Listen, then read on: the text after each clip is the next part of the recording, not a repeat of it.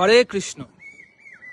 ভগবান শ্রী রামচন্দ্র নিষাদরাজকে বললেন যে মিত্র, আমি গঙ্গা নদীর পারাপার করব, আমার জন্য একটি নৌকো এনে দাও। নিষাদরাজ নৌকো এবং তার মাঝিকে ডেকে আনলেন। মাঝি বললেন যে ভগবান শ্রী রামচন্দ্রকে পার করতে হবে, সেটা আমার পক্ষে সম্ভব নয়। যে কোনো রকমভাবে ভগবান শ্রী রামচন্দ্রকে গঙ্গা নদী পার করতে মাঝি অস্বীকার করলেন।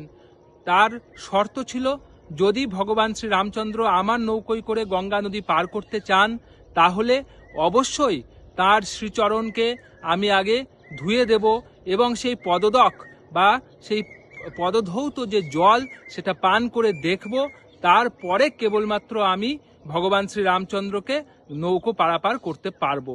তার আগে যদি শ্রী লক্ষণের অগ্নিসম তেজ আমাকে দগ্ধ করেন, অথবা শ্রী লক্ষণের ধনুর্বাণ দ্বারা উনি যদি আমাকে বিদ্ধ করেন, আমি সত্য প্রতিজ্ঞা করছি, শ্রীরামের চরণ ধোয়া জল না পান করে আমি শ্রীরামকে কখনোই নৌকোতে নদী পারাপার করতে পারবো না।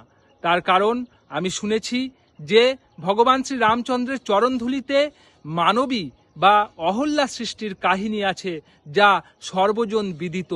একটি পাথরে ভগবান শ্রী রামচন্দ্রের চরণ স্পর্শ হওয়াতে তা সুন্দরী অহল্যা সতীতে পরিণত হয়েছিল। আর আমার তো পাথরের থেকে অনেক হালকা কাষ্ঠের নৌকা।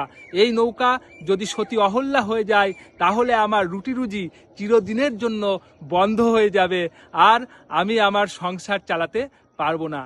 তাই আমি সত্য প্রতিজ্ঞা করছি, হে নিষাদরাজ গুহক, ভগবান শ্রী রামচন্দ্র যদি এই শর্তে রাজি থাকেন যে আমি তার চরণ ধুয়ে দেব এবং সেই জল আমি পান করব, তবে আমি ভগবান শ্রী রামচন্দ্রকে নৌকা পারাপার করে দেব। তার আগে এটি সম্ভব নয়।